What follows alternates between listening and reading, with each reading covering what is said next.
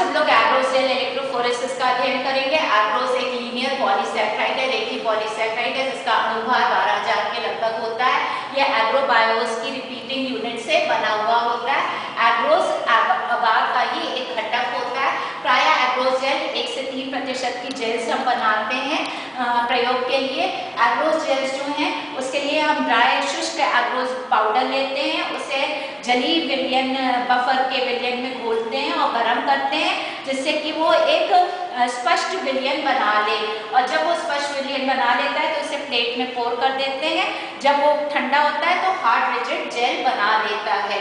और ये जो जेलिंग प्रॉपर्टी है एग्रोस की वो इस कारण से होती है क्योंकि इसमें एग्रोस की जो श्रृंखला है उनके मध्य इंटर और इंट्रामोलिकुलर हाइड्रोजन आबंध बनते हैं।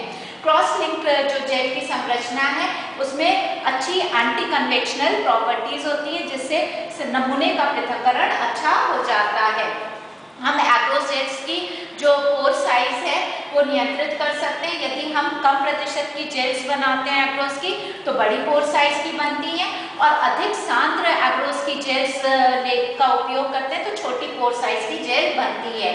एग्रोस की जेल्स का उपयोग इलेक्ट्रोफोरेसिस के लिए होता है और इसमें हम प्रोटीन्स और न्यूक्लिक अम्ल दोनों की इलेक्ट्रोफोरेसिस कर सकते हैं। प्रोटीन्स की जो इलेक्ट्रोफोरेसिस जिन एग्रोस जेल्स में करते हैं उनका प्रतिशत प्राय 1% होता है, और यहाँ पे पोर साइज इतनी बड़ी होती है कि प्रोटीन सरलता से उसमें गमन कर सके। तो एग्रोस जेल्स जो इस प्रकार की 1% की एग्रोस जेल्स हम यूज करते हैं उन टेक्निक के लिए, जैसे कि इम्यूनो इलेक्ट्रोफोरेसिस जहाँ पे हम प्रतिजन प्रतिपिंड को या प्रोटीन सैंपल को सरलता से विस्तृत होने देना चाहते हैं जेल मैट्रिक्स में, और नहीं चाहते कि जो उसका जो रिटार्डिंग एक्शन है जेल की पोर साइज का वो उसको रोके। इसलिए पोर साइज इतनी बड़ी रहती है कि प्रोटीन सरलता से अपने आवेश के आधार पर गमन कर सकती है, संचलन कर सकती है। जो बड़ी पोर की जेल्स बनाते हैं तो उसके द्वारा न्यूक्लिक अम्ल का पृथक्करण करते हैं, जैसे कि डीएनए और आरएनए। डीएनए और आरएनए के अणु बहुत बड़े होते हैं, बृहद अणु होते हैं, इसलिए जब इनका हम पृथक्करण एग्रोस जेल के द्वारा करते हैं तो पोर साइज जो है वो तुलनात्मक होती है, और इस कारण से जो फ्रिक्शनल इफेक्ट्स हैं, प्रभाव हैं, वो अब कार्य करते हैं, और यहाँ पर डीएनए और आरएनए को फ्रिक्शनल प्रभाव के कारण उनके आकार के आधार पे या साइज के आधार पे पृथक करते हैं एग्रोस जेल इलेक्ट्रोफोरेसिस में, क्योंकि पोर साइज तुलनात्मक होती है। एग्रोस का उपयोग इसलिए किया जाता है क्योंकि इसका जो गलन तापमान है वो कम होता है। तो जब हम डीएनए का पृथक्करण कर लेते हैं एग्रोस के द्वारा तो उस भाग में जहाँ डीएनए उपस्थित है उस भाग को एग्रोस जेल का काट लेते हैं और 65 डिग्री सेल्सियस तक उस एग्रोस के भाग को गर्म करते हैं तो वो मेल्ट हो जाता है, लिक्विड में परिवर्तित हो जाता है, और उसमें उपस्थित डीएनए को हम बफर विलयन में प्राप्त करके प्रयोग में ला सकते हैं। प्रायः हम क्षैतिज तल हॉरिजॉन्टल जेल्स का उपयोग करते हैं डीएनए और आरएनए के पृथक्करण के लिए। जब डीएनए मॉलिक्यूल का पृथक्करण करते हैं तो प्रत्येक डीएनए मॉलिक्यूल पर आवेश प्रति इकाई लंबाई समान होती है, क्योंकि फॉस्फेट समूह के कारण आवेश उपस्थित होता है, ऋणात्मक आवेश होता है, इसीलिए सारे न्यूक्लिक अम्ल एनोड की तरफ संचलन करते हैं या मूव करते हैं। और क्योंकि समान आवेश प्रति इकाई लंबाई है तो उनकी मोबिलिटी भी समान होगी किसी भी दिए गए विद्युत क्षेत्र में। तो यहाँ पे जो पृथक्करण होता है विभिन्न डीएनए मॉलिक्यूल्स का उनके साइज के आधार पे, आकार के आधार पे होता है। जितना बड़ा मॉलिक्यूल होगा उसे उतना ही अधिक फ्रिक्शनल रेजिस्टेंस लगेगा और वो पोर से सरलता से पास नहीं हो पाएगा, और इसलिए वो कम गमन करेगा। जबकि जो छोटे मॉलिक्यूल्स होते हैं डीएनए के वो सरलता से पोर के द्वारा निकल जाते हैं और तीव्र गति से संचलन करते हैं। इस प्रकार से विभिन्न साइज के डीएनए मॉलिक्यूल्स का पृथक्करण हो जाता है। तो जो जेल की सांद्रता का, एग्रोस की सांद्रता का हम उपयोग करते हैं, इस आधार पर उपयोग करते हैं कि किस रेंज में, किस साइज रेंज में हमें डीएनए मॉलिक्यूल्स का पृथक्करण करना है, उस आधार पे हम एग्रोस की सांद्रता लेते हैं।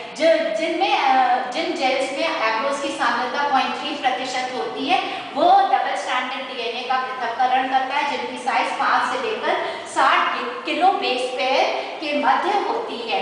डीएनए जो है हॉरिजॉन्टल जेल्स में रन किए जाते हैं और ये पूरी तरह से बफर में डूबे होते हैं। सैंपल बफर जब हम बनाते हैं उसमें सैंपल डालते हैं, ग्लिसरॉल डालते हैं, बफर में बनाते हैं, ग्लिसरॉल डालते हैं, वो डेंसिटी देता है जिससे सैंपल सीधा वेल के अंदर जाए। ब्रोमोफिनॉल ब्लू डालते हैं जो कि ट्रैकिंग डाई है, वो हमें बताती है कि इलेक्ट्रोफोरेसिस कहाँ तक हुई, इसीलिए उसे ट्रैकिंग डाई कहते हैं। सैंपल डालकर फिर हम इलेक्ट्रोफोरेसिस करते हैं। जब सैंपल पृथक हो जाता है और ब्रोमोफिनॉल ब्लू डाई दूसरे इलेक्ट्रोड तक एनोड की तरफ तक पहुंचने लगती है, तब हम करंट बंद कर देते हैं, जेल को निकालते हैं, उसे इथीलियम ब्रोमाइड से रंजित करते हैं। और क्योंकि इथीलियम ब्रोमाइड एक फ्लोरेसेंट डाई है, इसलिए हम डीएनए के नमूने को यूवी पराबैंगनी प्रकाश के अंदर देख सकते हैं। ये ऑरेंज रेड बैंड की तरह दिखेंगे। फिर सिंगल स्टैंडर्ड जो डीएनए है वो उसको हम न्यूक्लियोटाइड्स एनटी के टर्म्स में शो करते हैं। सिंगल स्टैंडर्ड डीएनए जो कि 1000 न्यूक्लियोटाइड से कम उसकी साइज है, उनको हम सेपरेट कर सकते हैं 3.5% पॉलीएक्रिलामाइड जेल इलेक्ट्रोफोरेसिस का उपयोग करके। यदि उससे भी छोटे सिंगल स्टैंडर्ड यूनिट्स हैं, ओलिगोन्यूक्लियोटाइड्स हैं या पॉलीन्यूक्लियोटाइड्स हैं 20 to 100 न्यूक्लियोटाइड्स के, तो उनके लिए हम 12% पेज का उपयोग करते हैं। इलेक्ट्रोफोरेसिस न्यूक्लिक एसिड की सबमर्ज जेल इलेक्ट्रोफोरेसिस होती है, हॉरिजॉन्टल में की जाती है और पूरी तरह से जेल बफर में डूबी होती है। तो जेल बनाने के लिए हम एक रिग लेते हैं, उसमें हम अपना एग्रोस का सॉल्यूशन पिघला हुआ डालते हैं और जब वो पिघला हुआ ही रहता है तो उसमें कोम लगा देते हैं। जब जेल जम जाती है तो कोम हटा देते हैं, उस जगह वेल्स बन जाते हैं। फिर इस रिग को पूरी जेल के साथ इलेक्ट्रोफोरेटिक एपरेटस में रख देते हैं और बफर ऊपर तक भर देते हैं। वेल्स में हम अपना सैंपल लोड करते हैं, करंट स्विच ऑन करते हैं, तो सारे न्यूक्लिक एसिड जो है वो एनोड की तरफ गमन करेंगे।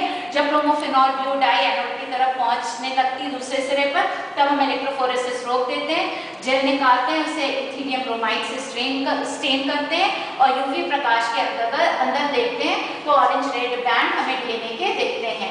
इसका अनुप्रयोग इस प्रकार से हम डीएनए का अनुभार ज्ञात कर सकते हैं, हम प्लाज्मिड्स का संसूचन डिटेक्शन कर सकते हैं, इम्यूनो इलेक्ट्रोफोरेसिस में हम प्रतिजन प्रतिपिंड क्रिया का अध्ययन कर सकते हैं, सदर्न और नॉर्दर्न ब्लॉटिंग में इसका उपयोग होता है और रिस्ट्रिक्शन मैपिंग डीएनए की हम इस विधि के द्वारा कर सकते हैं।